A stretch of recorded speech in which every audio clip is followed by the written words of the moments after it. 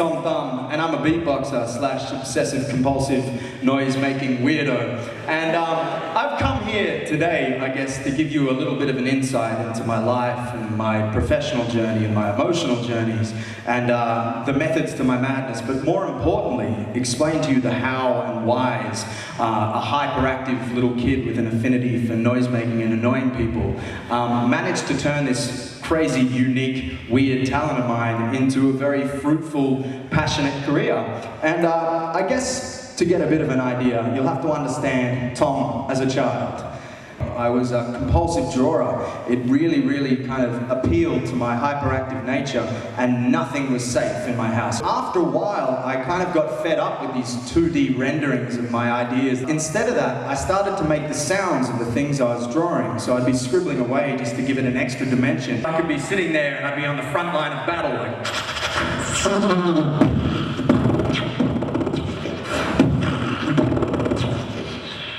in a second like that. But at the time, it probably definitely sounded a bit more like but it was still, you know, it was still a very early foray into my career as a noisemaker. Around about 1999, I was introduced into the world of hip-hop. I got involved in the breakdancing scene, and I found out that it was part of this bigger thing called hip-hop culture, and I was so drawn to it. I was absolutely mesmerized by the fact it had no cultural boundaries or class boundaries or racial or gender boundaries, and I threw myself into it, you know, with full steam. And after a while, I got introduced to another element of hip-hop. It was about 2000, and I was walking home from the shops with my friend, and I just learned a new breakdance maneuver. We were going through the park, and we found a fridge box that was sitting next to a lifeline bin, and so we threw it down in the park, and he was like, "Yeah, man, do your windmills, I'll do a beatbox for you." I was like, "Cool, whatever, dude, yeah, just do that, man, whatever." And he did this, and he went...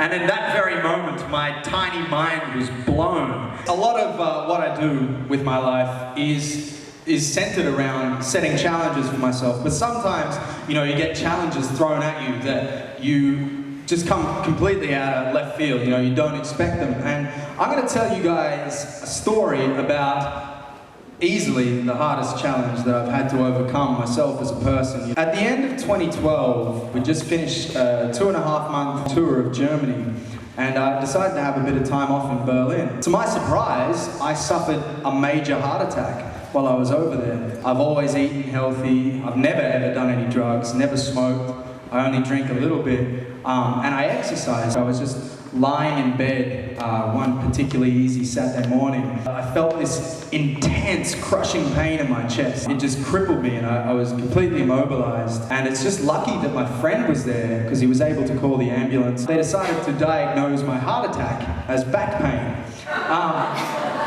Yeah, because they surmised that a 27-year-old that's fit and healthy, there's no way it would be a heart attack. So I spent 8 hours in the waiting room there. They came back and they found massive amounts of troponin in my bloodstream, which is the muscle serum that your heart releases when it's in trauma. And they were like, "Okay, yes, so sorry, you are indeed having a massive heart attack. Now, we must do the surgery to saving you." And I was like, "Thanks for the note." So, needless to say, I spent a whole lot of time in a German hospital. For me, being such a hyperactive guy, you know, I had no stimulus. I couldn't take my phone in there. I couldn't even talk to anyone. I couldn't watch TV because I didn't understand German. I couldn't have any conversations because, you know, the inhabitants of the cardiac rehabilitation ward weren't exactly the party animals that I was expecting. One thing that did keep me sane while I was in there was the sound. After about a week or so in the hospital, I started becoming very fluent in the language of the ward. I would like to share with you my little German heart whoopsie via sound. And this is how it starts.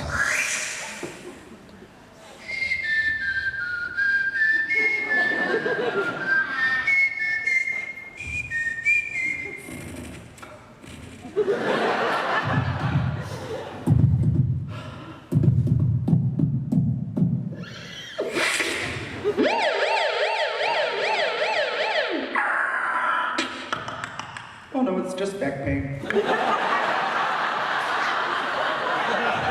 Clear! Clear! Clear!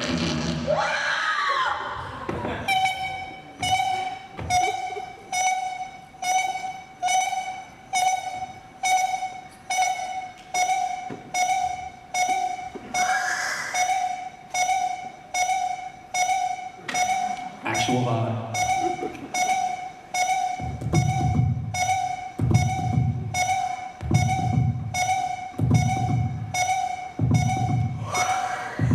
And now you might think that these sounds are really annoying, but for me, they were very comforting, you know, because it reassured me of the fact that my heart was still beating and my blood was still flowing and the air was still passing through my lungs and I was alive, which was a massive priority for me at the time.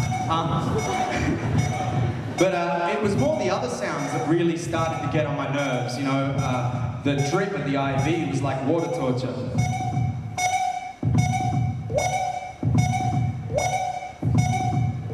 And then I could hear the assisted breathing machines.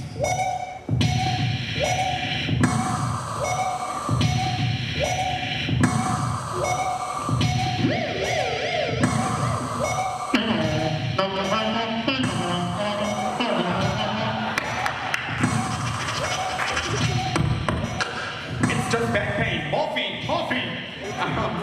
But the thing that really got to me the most in this situation was the sounds of human suffering. You know, people in pain and hurting.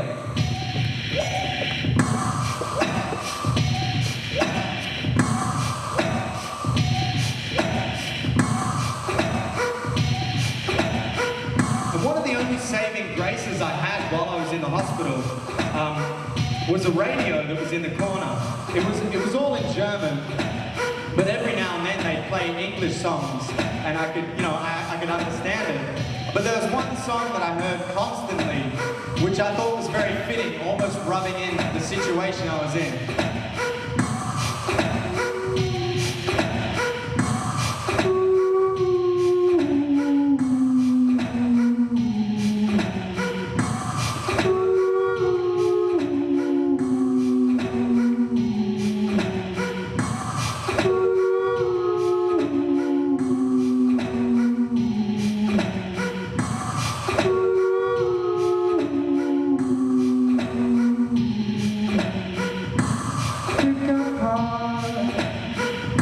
The pieces of my heart, let me peek inside.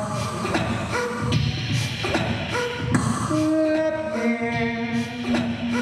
roll these surgeons at me. Let me occupy your mind like you do mine. My heart's a mess.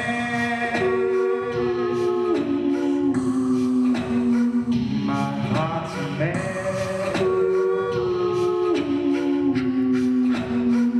My heart's a mess.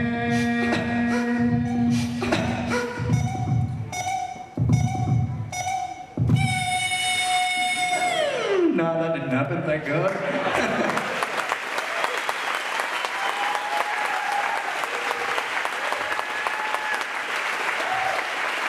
Just to finish, I'd like to share something with you guys. Like I said, I get the opportunity to travel a lot with what I do in my job and with my work. And it's never been a job, actually. It's always just foremostly been my passion. But I get a lot of opportunity to travel, and I get to see some amazing places. And instead of bringing back physical souvenirs from these places, I like to bring back oral souvenirs. You know, the sounds of different cultures, the sounds of different instruments. So without further ado, ladies and gentlemen, I'd like to share that with you as I prepare to take you on a journey throughout cultures and countries and throughout sound itself. For our first stop, we find ourselves in the central deserts of Western Australia.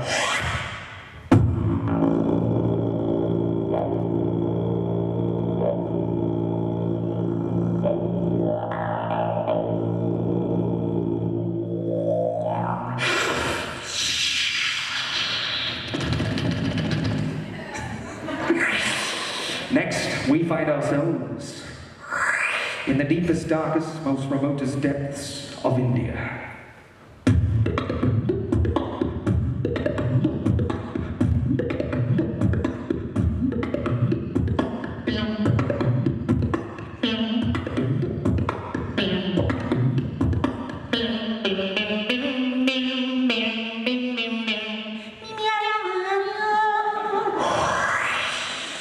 Next, we find ourselves somewhere culturally non-specific in Asia.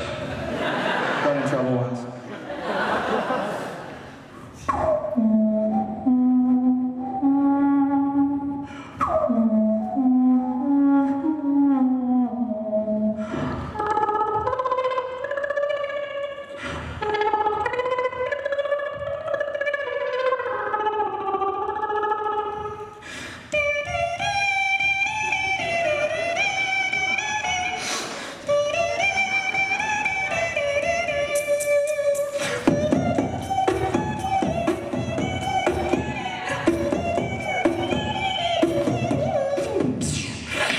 Wondered.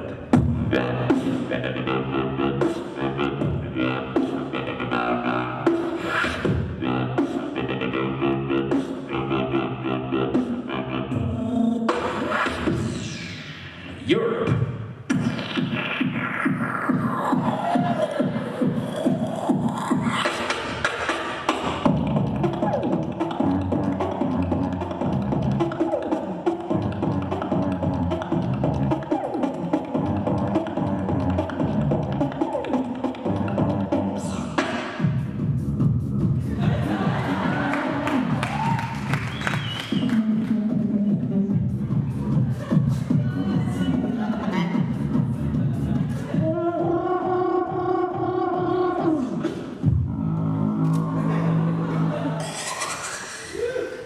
And ladies and gentlemen,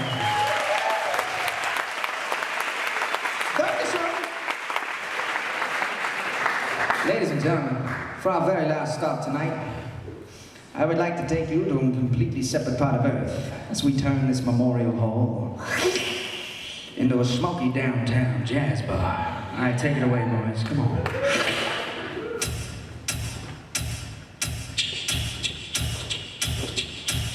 All right, ladies and gentlemen, I'd like to introduce to you a very special friend of mine. One of the greatest double bassists I know, Mr. Smokey Jefferson. Take it for a walk, baby. Come on.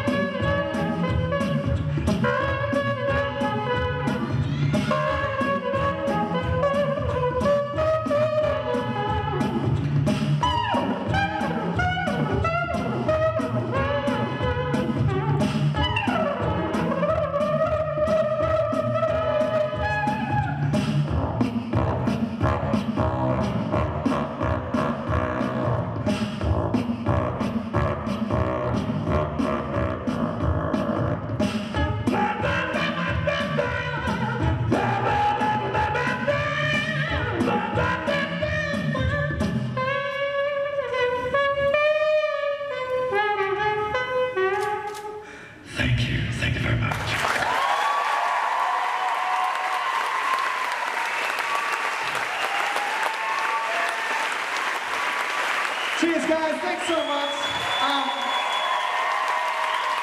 I'm glad you could share my journey with me.